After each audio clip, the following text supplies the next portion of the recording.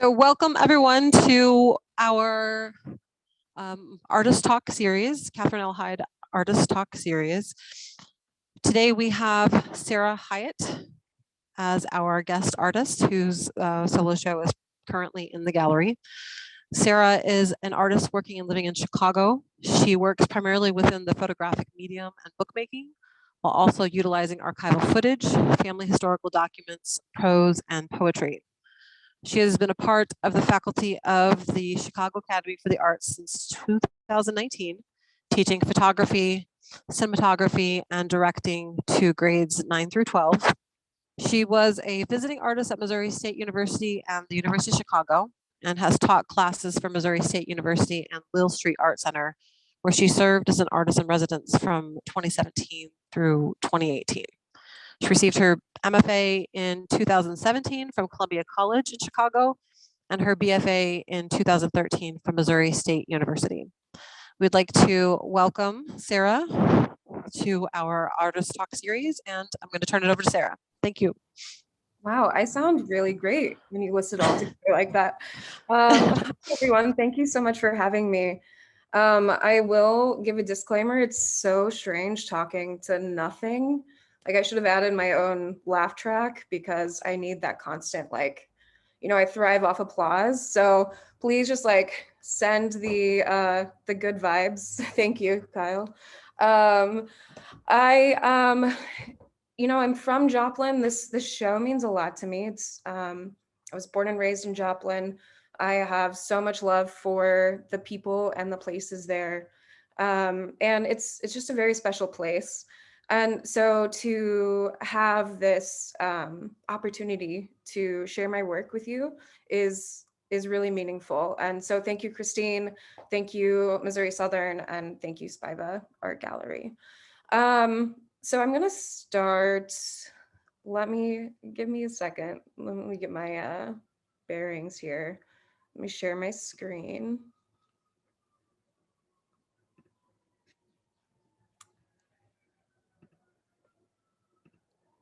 Amazing. Can everybody see that? I don't know if you can. Yes, we can see it. Okay, great. Okay, so again, just a little bit about me. Born and raised in Joplin. I graduated from Joplin High School in 2006. Go Eagles, I guess. And then I stayed a few years with my family, and then left for college when I was 21. Went to Missouri State University and had amazing mentors and advisors there. Gwen Wallstrand, who has shown work at this gallery as well, was a huge mentor for me. So if you're out there, thank you. But I'm going to start with this. Nope, hang on. Ooh. This quote from this book that actually Gwen shared with me. And it's now one of my favorite books. It's called An American Childhood by Annie Dillard. And in it, she says, "Children 10 years old wake up and find themselves here, discover themselves to have been here all along. They wake like sleepwalkers in full stride. They wake like people brought back from cardiac arrest or from drowning.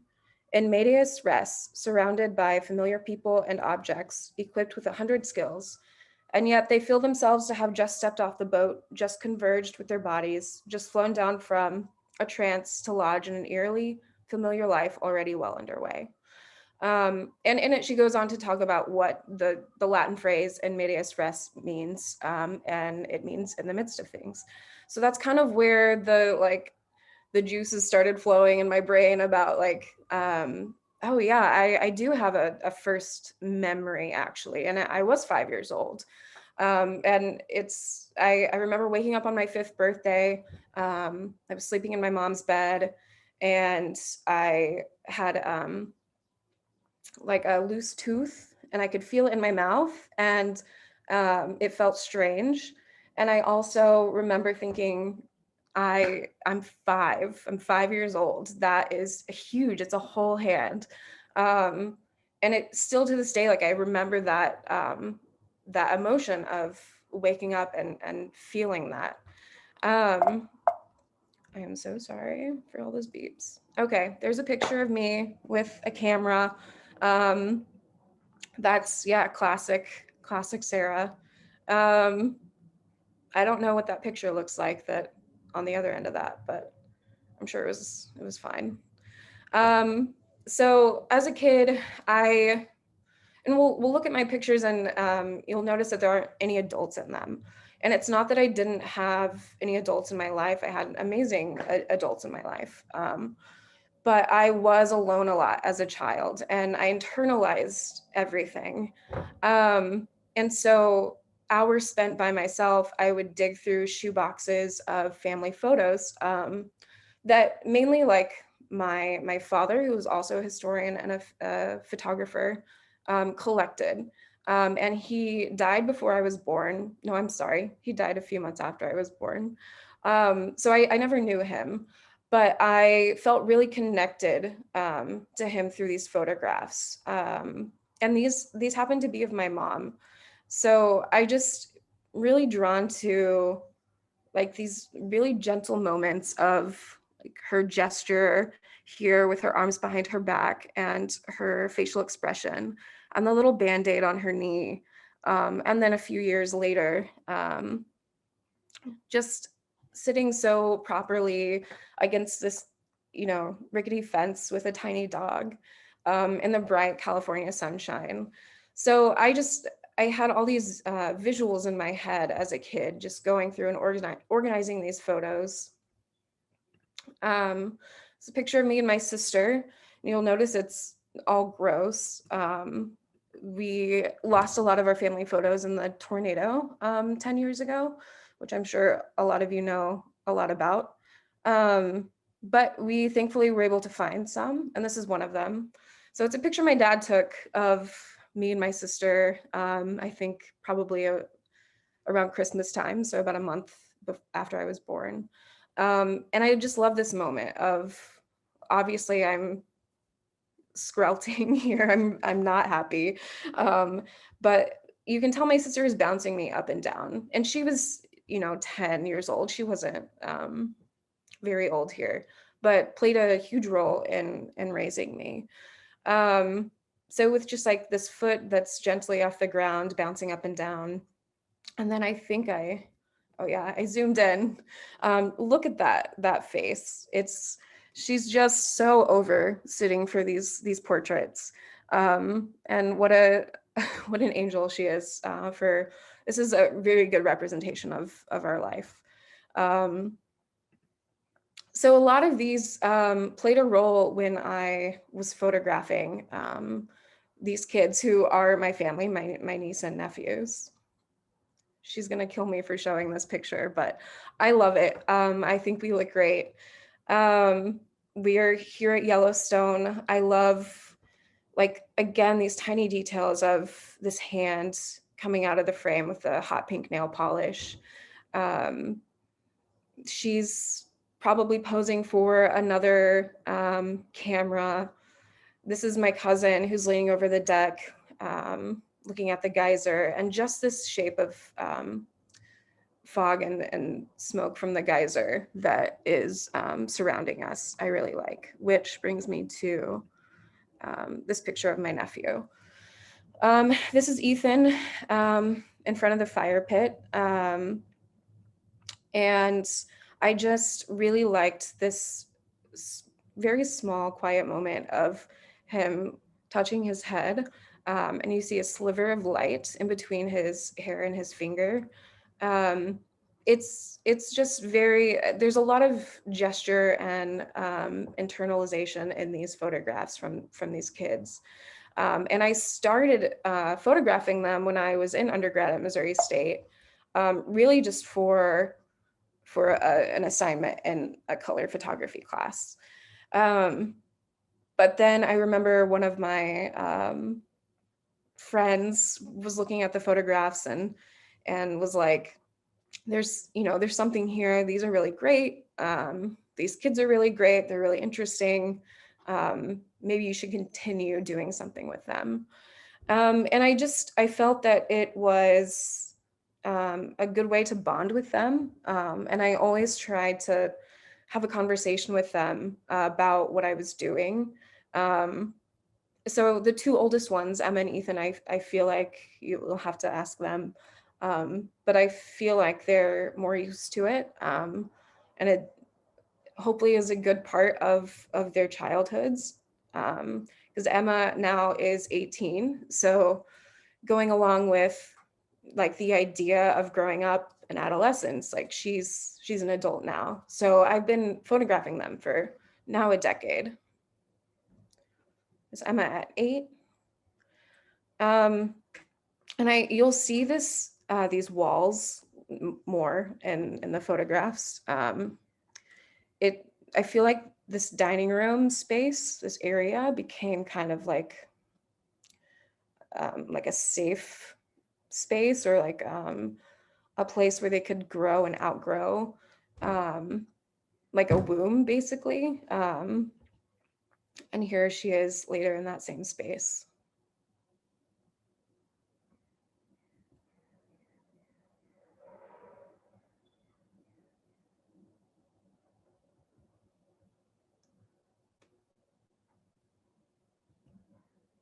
And then I continued photographing them, tried different formats, tried black and white. And it was becoming more of a collaboration, I feel like, between them and me. And then I moved to Chicago in 2014, was really struggling with figuring out what I wanted to photograph, what I wanted to make, and reread Annie Dillard's book. And so I rethought about that, that idea of awakening and becoming aware of who we are as people. And I kind of went with that.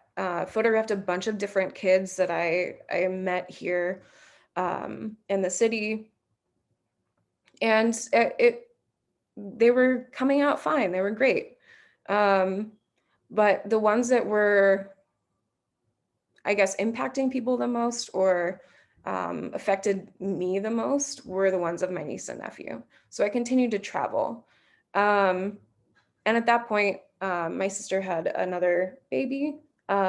So William pops into the picture too. But this one is one of the earliest ones of Em and Ethan together. And there are just like some small details in here that I really love, like the mismatched socks, the hand that's like gently tugging at the shirt. That's my old shirt, which nobody knows that by looking at the picture, but I love that little detail. I love the wisp of hair here in the sunlight. His tiny arm reaching up to hug her on the shoulder. And then obviously you'll see later them continue to grow next to each other. This one is called First Snow. This is a tree that my sister planted in their yard. And I just liked how fragile it is. And it, you know, it's still growing, it's still maturing.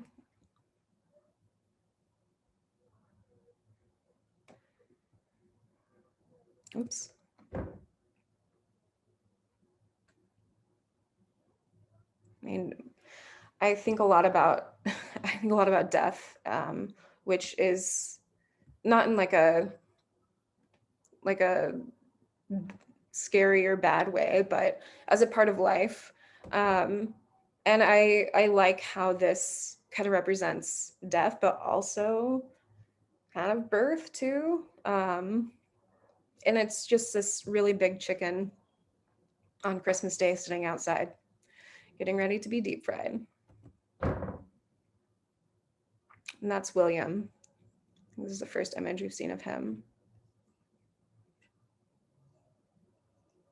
Just like I had a professor in grad school call this picture the whitest kids in the world. And it's against the White House, you know, with their very porcelain skin, and just like these really small gestures with her hands. Like she's acting like the caretaker a little mature for her years, but she still has that popsicle stick hanging out of her mouth. So she's still a kid.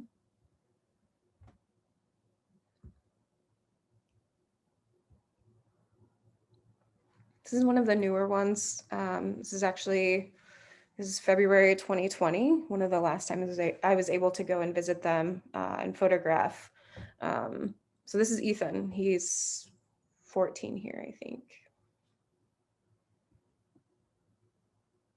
And this is one of the only images I have of them together, which I also find really interesting because they're still not together in the image. They're doing their own thing, which really how I felt as a kid too. Just kind of living in my own imagination.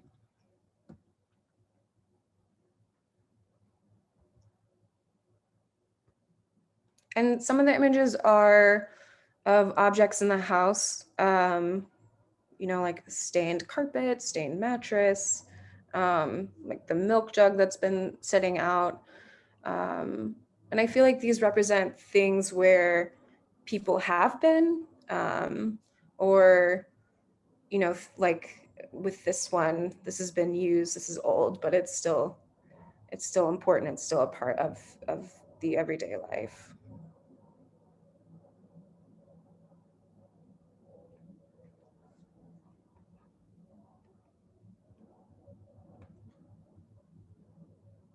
This one is maybe a year after the other one that we saw them together. You can see he's a little bit taller.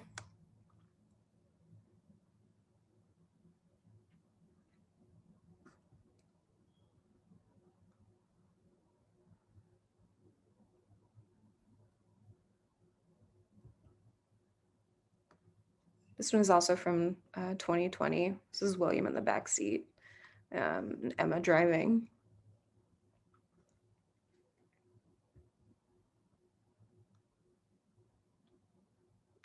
And I titled this one Ethan against the house at 6:30 p.m. And there's something about this image and this particular sort of light that reminds me of a summer evening at 6:30 where my mom is cooking dinner and the news is on, and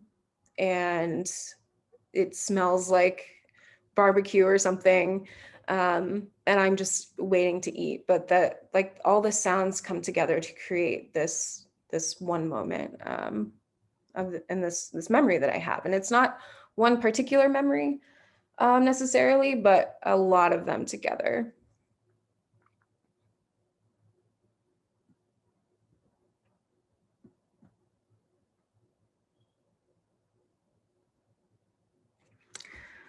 I love the gesture here where it's adult-like, but he still has food on his face, and the braces, and you can see a little bit of like mustache growing in. So he's really in that in between of child and adult stage here.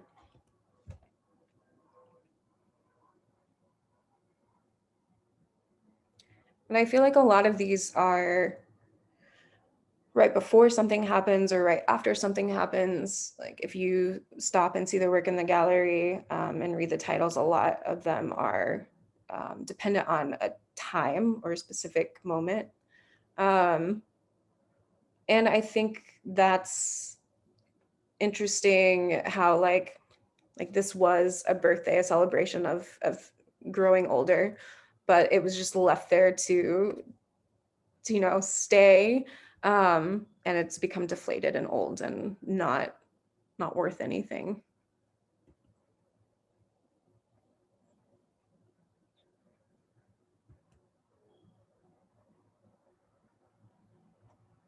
Baby tooth.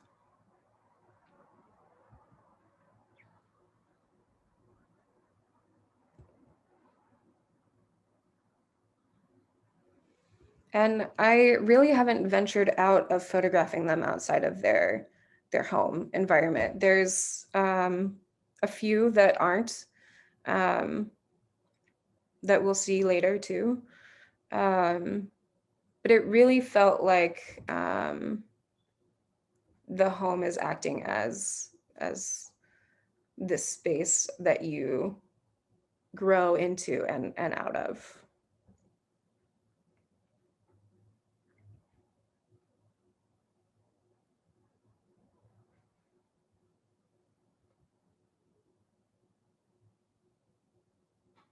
And a lot of it for me, like this is a picture of my parents. And while I was working on this project, my last year of grad school, my mom passed away. And so a lot of it was kind of just dealing with grief and dealing with loss, and that idea of losing your innocence. Like, what does that mean? What does that look like? Does that mean becoming aware of your vulnerability of death? Is that what the loss of innocence means? And also just connecting with these kids as stand-ins for myself, or somebody who, like, I'm in my 30s now, but I often feel very like a teen. And I think a lot of that goes in back and forth with this coming in and out of awareness and the uncertainty of everything. And that constant reawakening that Annie Dillard was talking about.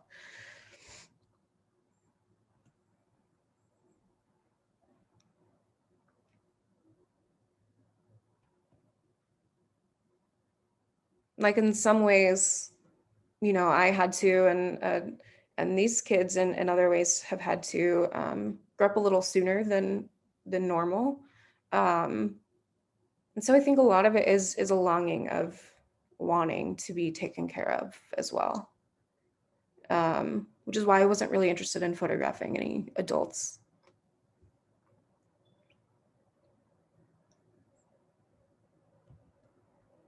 And that's Emma and Ethan. This is the most recent picture of them together. So you can see just physically how much he's grown compared to Emma. But again, just like the small details of the thumbs in the pockets, the phone in the back of her jean pocket, the scrunchie on her wrist, the nose ring. You can see them kind of grow into themselves and who they're going to be as adults.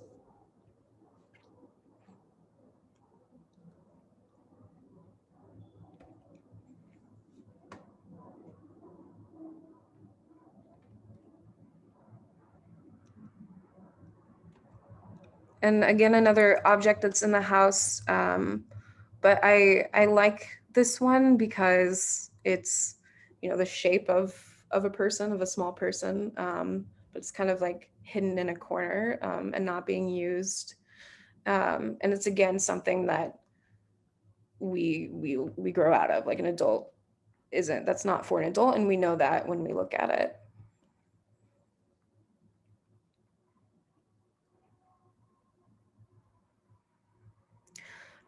And this one is called New Tree. Sorry, the one with the snow is First Snow. This one is New Tree. It's the same tree that's grown a little bit, but it's still kind of scrawny and needs some help with the ties that are around it that help it grow, and in front of their home. So I usually end with this one as more of like a hopeful note of we grow, but we still need help. And I am always like attracted to this type of light as well. But I don't pretend that this work is going to change the world. It's not that serious, but I think that, and I've thought a lot about it the past decade that I photographed it photographed these kids and worked on this project and written about it and talked about it. I think that with everything, especially right now that's going on in the world, it's important to find the little shreds of humanity that are out there. And one of the easiest ways and one of the most important ways to feel connected is through art. And we all go through these cycles of awareness and uncertainty and loss and abandonment as individuals, but also as a society. So I just wanted to end this with, saying let's be kinder to others and especially kinder to ourselves.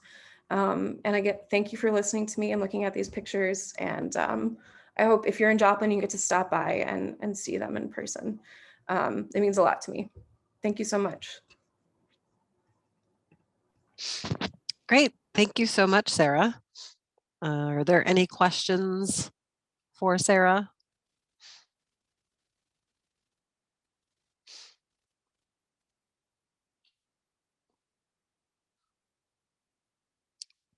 I'm not sure. I can't see the chat box, so I'm not sure if Kyle can see that. But I have a question, Sarah, while we're waiting.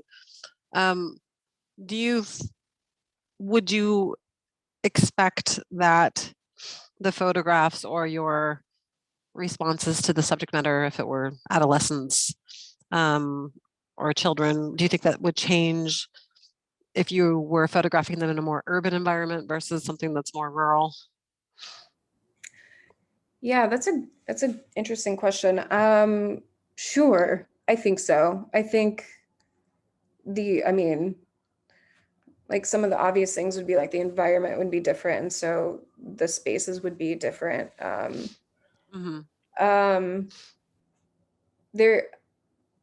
think there's something about there not really being any buildings around them, and just this one particular home. And it's obviously not everybody's childhood experience.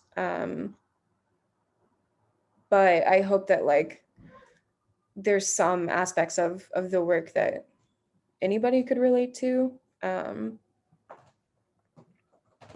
Yeah. Did I answer your No, question? I do think that it's relatable in a sort of a universal way that is something that I think is evident.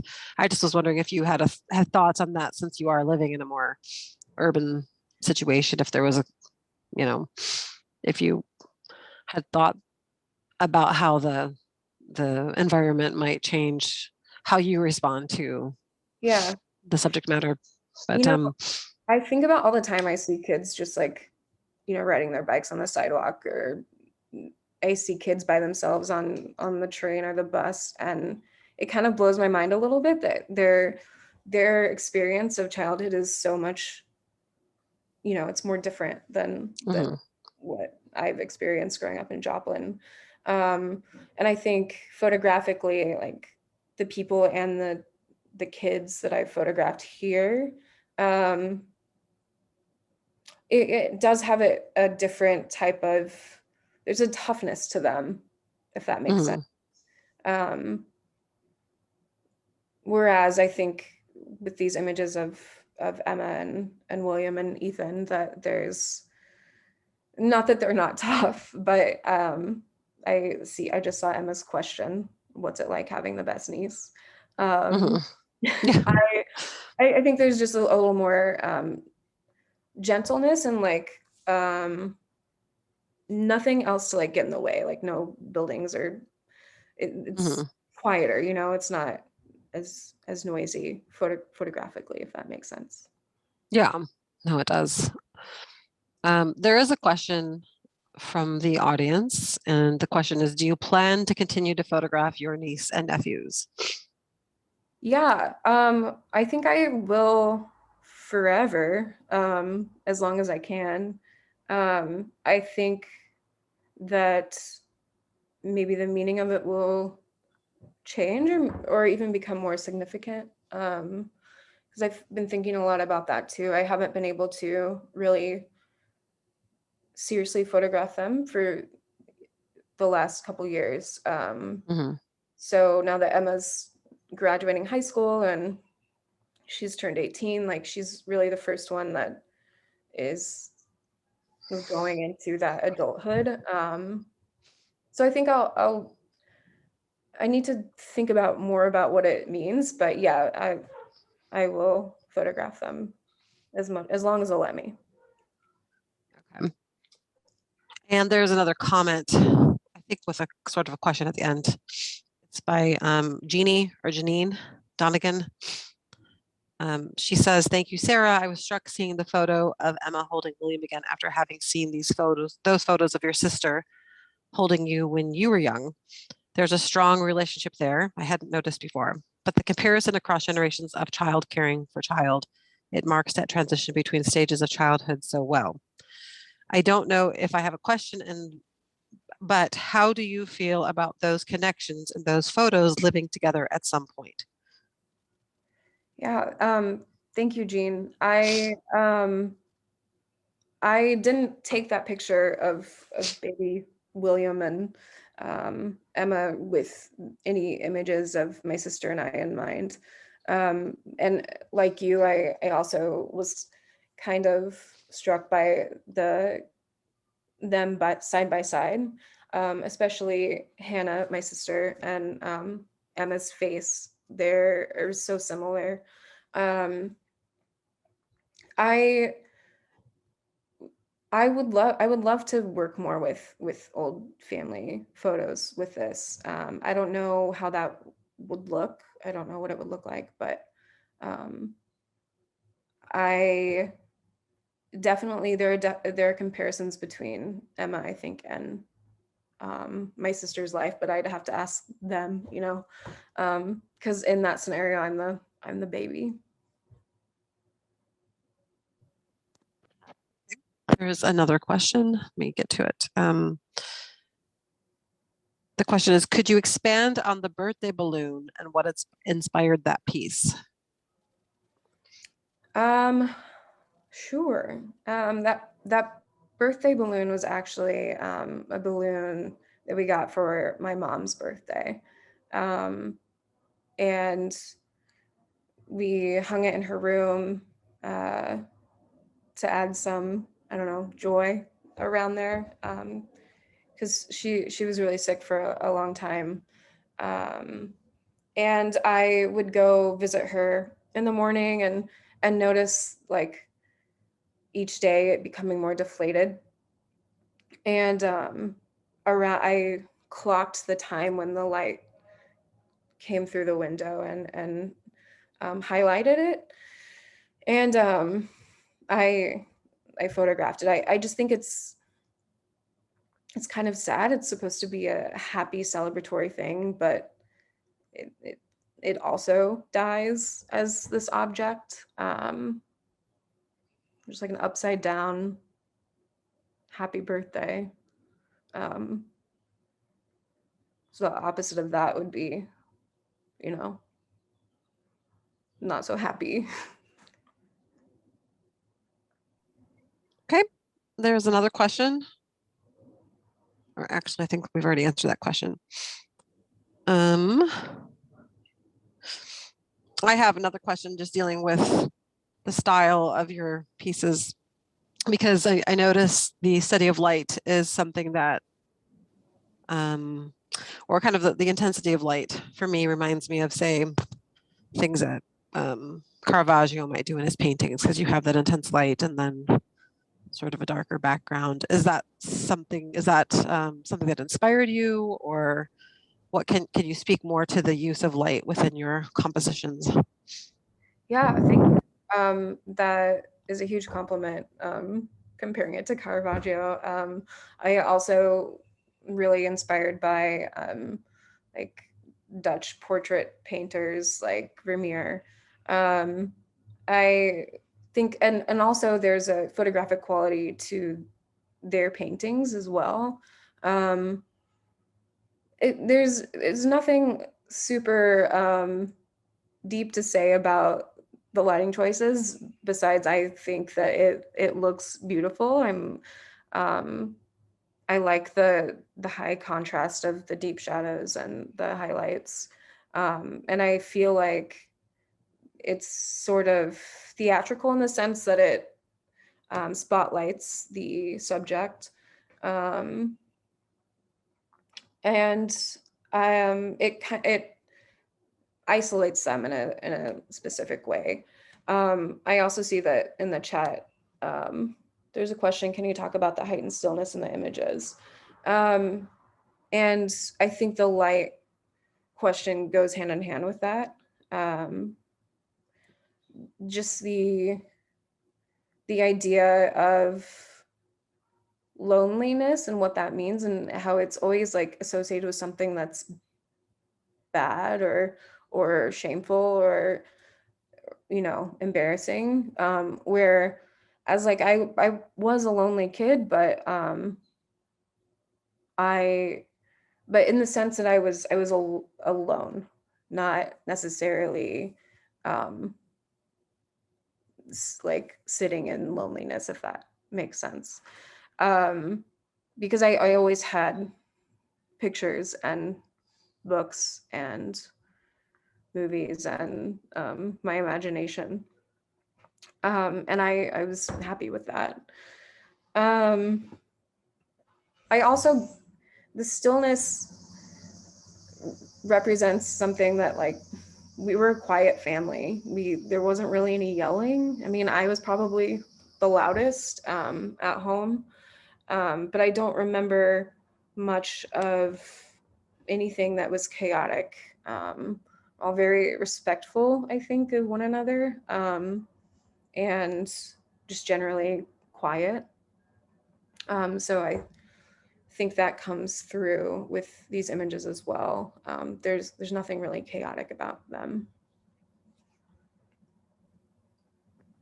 Okay. Are there any other questions? It seems like you're seeing some questions that I'm not, but I don't have any other questions on my end.